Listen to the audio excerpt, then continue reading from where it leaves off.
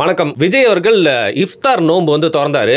முஸ்லீம் கெட்டப்ல, அதாவது இந்த தொப்பி போட்டுட்டு வேஷ்டிலாம் கட்டிட்டு வெள்ளை சட்டை போட்டு வந்து பார்த்தீங்கன்னா இஸ்லாமிய நண்பர் கூட வந்து இஃப்தார் நோன்பு திறந்தாரு. இது வந்து ஒரு கட்சி தலைவராக மாறி முதல் முறையாக இது மாதிரி வந்து பண்ணுறாரு. ஒரு 3000 பேர் அப்படின்னு நினைக்கிறேன் அவங்க கூட வந்து பண்ணுறாரு. ஒரு பக்கம் வந்து பேசு பொருளாக மாறுது.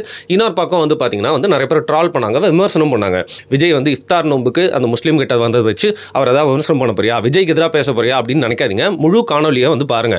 இது குறித்து வந்து பார்த்தீங்கன்னா அவர் இஸ்லாமியர் மாதிரி நடிக்கிறாரு, இஸ்லாமியர்களோட ஓட்டை வந்து கவரத்துக்காக அதை பண்றாரு அப்படின்னு சொல்லிட்டு நிறைய விமர்சனங்கள் வச்சிருந்தாங்க. அவரோட கெட்டப் வந்து ட்ரால் வந்து நிறைய பேர் பண்ணியிருந்தாங்க. ஸோ ஏன் அரசியல் கட்சிகள்லாம் இதை வந்து பண்றாங்க? இதுல ரெண்டு விஷயம் இருக்கு. ஒன்று என்னன்னு பார்த்தீங்கன்னா, அதாவது அவங்களுக்கு சுயநலமான விஷயம் அப்படின்னா என்னன்னு பார்த்தீங்கன்னா, சிறுபான்மையினர் ஓட்டு, இஸ்லாமியர்களோட ஓட்டை வந்து பெறணும் அப்படின்னா முக்கியமான அவங்களோட பண்டிகையான இந்த ரமலானுக்கு முன்னாடி அவங்க இருக்கிற நோம்புல இஃப்தார் அந்த நோம்பை திறக்க வைக்கிற மாதிரி அவங்க கூட உட்காந்து அந்த சூப்பெல்லாம் வந்து சாப்பிட்றது, அப்புறம் ஏதாவது சாப்பிட்டு இந்த நோம்பு முடிக்கிறது அப்படிங்கிறது எல்லா அரசியல் கட்சி தலைவர்களும் வந்து பண்ணுவாங்க. இதை பாரம்பரியம் நம்ம வந்து பார்த்துட்டே தான் இருக்கும். அதே இன்னைக்கு விஜய் ஒரு நடிகராக இருந்து அரசியல் கட்சி தொடங்கி இதெல்லாம் வந்து முதல் முறையாக பண்ணுறதுனால ரொம்ப வித்தியாசமாக தெரியுது. ப்ளஸ் ஒரு ஆக்டர் அப்படிங்கிறனால அவர் என்ன கெட்டப் போட்டாலும் அந்த கெட்டப் பற்றி நம்ம வந்து யோசிப்போம். அது ஒரு கெட்டப்பை நம்ம வந்து பார்ப்போம். மற்ற அரசியல் தலைவர்கள்லாம் நம்ம அப்படி ஒரு கெட்டப்பை டிஃப்ரெண்ட்டாக தெரிஞ்சு நிறைய பேருக்கு அது வந்து கொஞ்சம் காமெடியாக தெரிஞ்சாலும் விஜய் அவர்கள் போட்டால் ஒரு நடிகர் அந்த மாதிரி போட்டிருக்காரு. இது வரைக்கும் நம்ம விஜய் அந்த கெட்டப்பில் வேறு எந்த படத்துலையும் பார்த்ததே இல்லை அப்படிங்கிறதுனால கொஞ்சம் பெக்யூலியராக ஒரு மாதிரி வித்தியாசமாக தெரியறதுக்கான வாய்ப்பு இருக்குது. அதெல்லாம் என்னால் புரிஞ்சுக்க முடியுது. ஆனால் எல்லா அரசியல் கட்சிகளும் ஏன் அதை பண்ணுறாங்க அப்படின்னா, நான் சொன்ன மாதிரி சிறுபான்மையினரோட குறிப்பாக இஸ்லாமியரோட வாக்கை வந்து கவர்றதுக்கு. இன்னொரு பக்கம் அதில் என்ன ஒரு நல்ல விஷயம் இருக்குது அப்படின்னு பார்த்தீங்கன்னா, சகோதரத்துவம், ஒத்துமை. எல்லா அரசியல் கட்சி தலைவர்களும் வந்து பார்த்தீங்கன்னா ஒரே பின்புலத்திலிருந்து வருவாங்கன்னு சொல்ல முடியாது, ஒரே மதத்தை சார்ந்தவங்களா இருப்பாங்கன்னு சொல்ல முடியாது. அப்படி இருக்கிறப்போ வந்து அவங்க இந்த இஃப்தார் விருந்தில் கலந்துட்டு இஸ்லாமியர்கள் கூட சேர்ந்து வந்து பார்த்தீங்கன்னா அந்த நோம்பை திறக்கிறது, அந்த கஞ்சியில் வந்து குடிக்கிறது மூலியமாக வந்து பார்த்தீங்கன்னா, ஸோ அந்த கட்சியில் எல்லா தரப்பினருமே இருக்காங்க. அவங்க வந்து சிறுபான்மையினரான அதிகமாக வந்து ஒடுக்கப்படுற இஸ்லாமியர்களுக்கு வந்து சப்போர்ட் பண்ணுறாங்க அப்படிங்கிற மாதிரி ஒரு நல்லிணக்கமான ஒரு விஷயமா வந்து பார்த்தீங்கன்னா அதில் வந்து நம்மளுக்கு பார்க்கறதுக்கு முடியும். ஸோ இந்த மாதிரி ஒரு ரெண்டு ரீசன் இருக்குது. சரி, இது எல்லா அரசியல் கட்சி தலைவர்களும் பண்ணுறாங்க, விஜய் பண்ணால் மட்டும் தப்பா அப்படின்னு கேட்டால், சரி இதுக்கு ஏன் முதல்ல பண்ணுறாங்க அப்படிங்கிறத வந்து பார்க்கலாம். ஸோ இந்த இஃப்தார்னா என்ன அப்படின்னா ஒரு தேங்க்ஸ் கிவிங் மாதிரி தான்.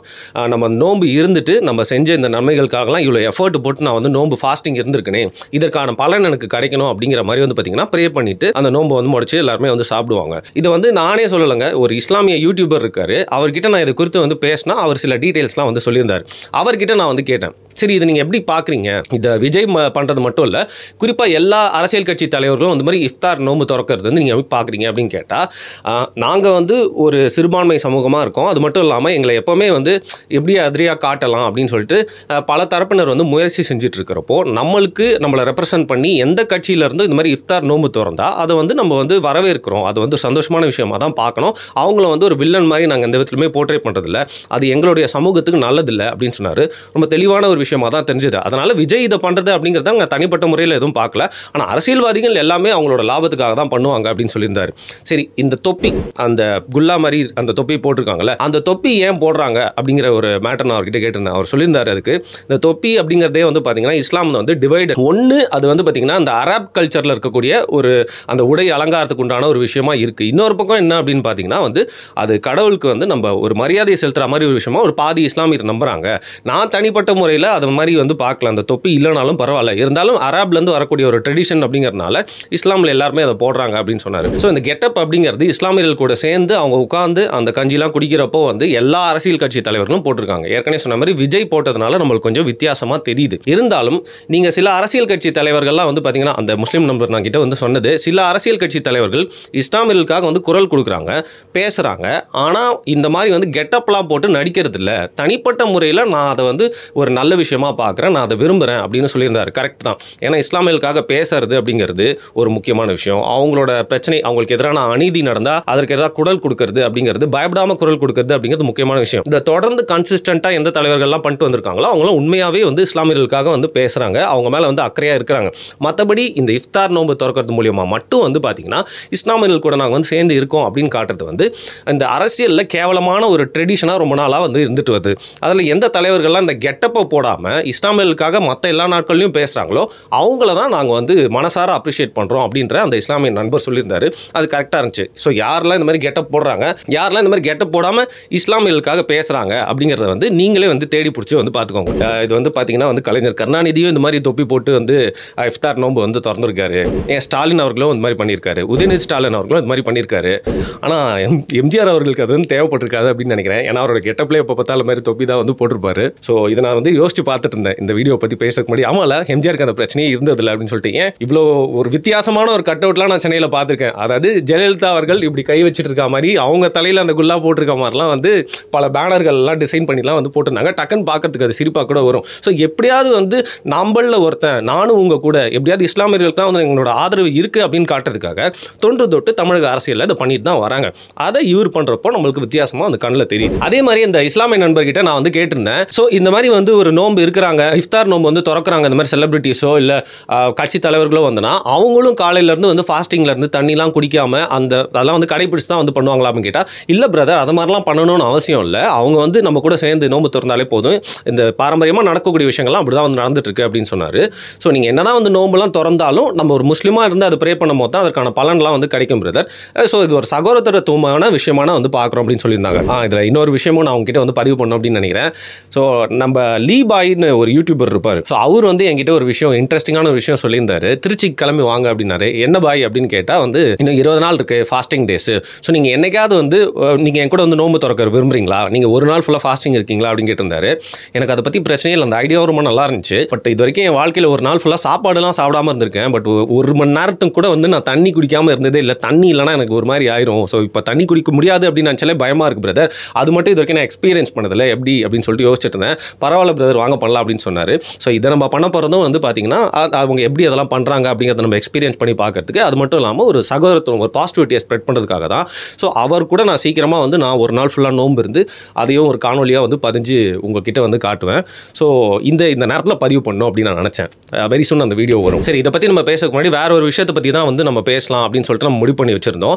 ஸோ இந்த டைமை வேஸ்ட் பண்ணாமல் இந்த காணொலி கூட சேர்த்து வந்து இதையும் நான் சொல்லணும் அப்படின்னு நினைக்கிறேன். ஸோ ஸ்டாண்டப் காமெடி அப்படிங்கிறது வந்து பார்த்தீங்கன்னா ஒரு சூப்பரான ஒரு கலை, ரொம்ப கஷ்டமான ஒரு கலை. அதை யாராலையும் வந்து பண்ணிட முடியாது. ஒரு ஸ்டேஜில் போய் நின்று பேசுறதே ரொம்ப கஷ்டமான விஷயம். காமெடி அப்படிங்கிறது சீரியஸ் பிஸ்னஸ்ன்னு சொல்லுவாங்க. அதை உடனே ஆடியன்ஸ் வந்து நம்மளை ஜட்ஜ் பண்ணிட்டே இருக்கிறது, அதுக்கு அப்ரிஷியேஷன் கொடுக்குறது, இன்னொரு பக்கம் வந்து அங்கேருந்தே மொக்கையாக இருக்குது. அதாவது சிரிக்கலை அப்படின்னா அங்கே எப்படி இருக்குன்னு யோசிச்சு பாருங்களேன். ஒரு ஸ்ட்ராங் மைண்ட் செட் வேணும் ஸ்டாண்டப் காமெடிலாம் பண்ணுறதுக்கு. அப்படி இருக்கிறப்ப இந்த ஸ்டாண்டப் காமெடி அப்படின்றது ஒரு பீஸ்ன்னு சொல்லுவாங்க. அதாவது அன்றைக்கி போய் அவங்க ஒரு பீஸை வந்து எழுதி அதை எல்லார் முன்னாடியும் வந்து பெர்ஃபார்ம் பண்ணுவாங்க. ஸோ இந்த கலையை வந்து நம்ம ரொம்ப ரசிக்கிறோம்.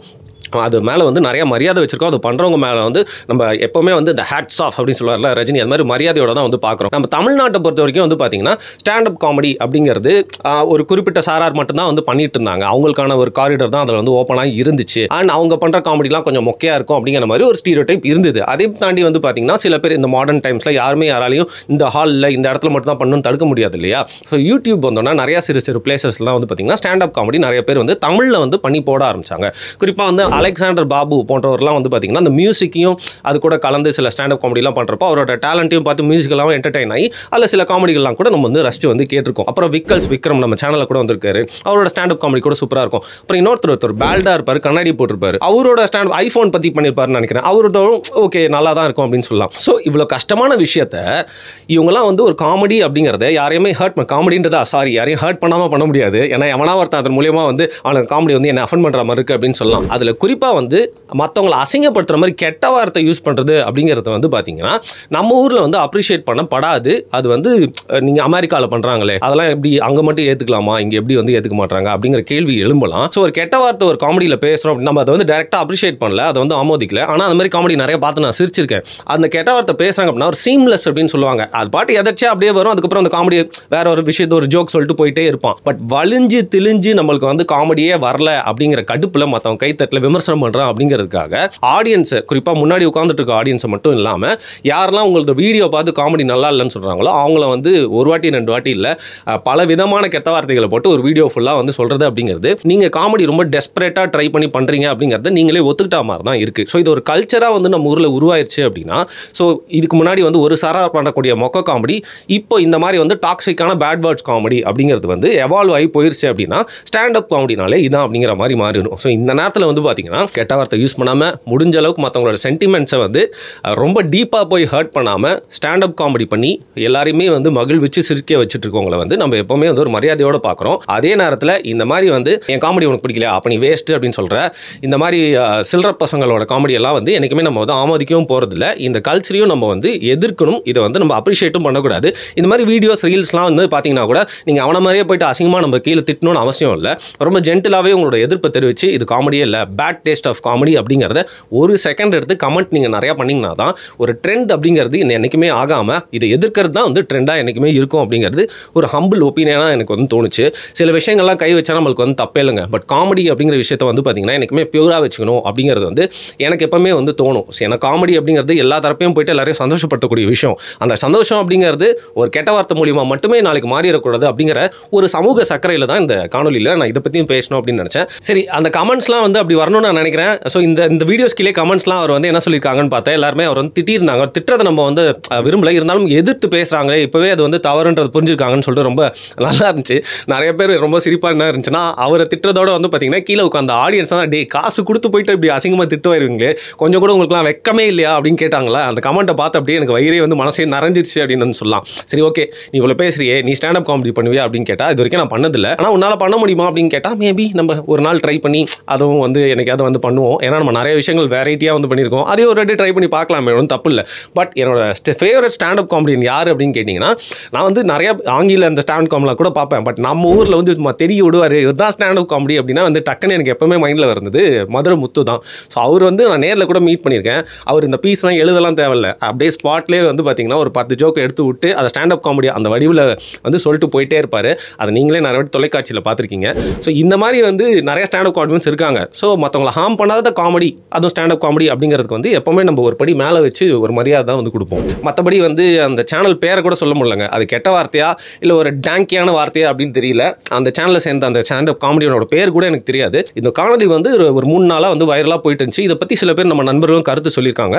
ஸோ என்னோட பதிவையும் வந்து நான் வந்து தெரிவிக்கணும் அப்படின்னு நினச்சேன். ரொம்ப முகப்பட்டு தான் மன்னிச்சுக்கோங்கப்பா, அடுத்த வீடியோவில் பார்க்கலாம்.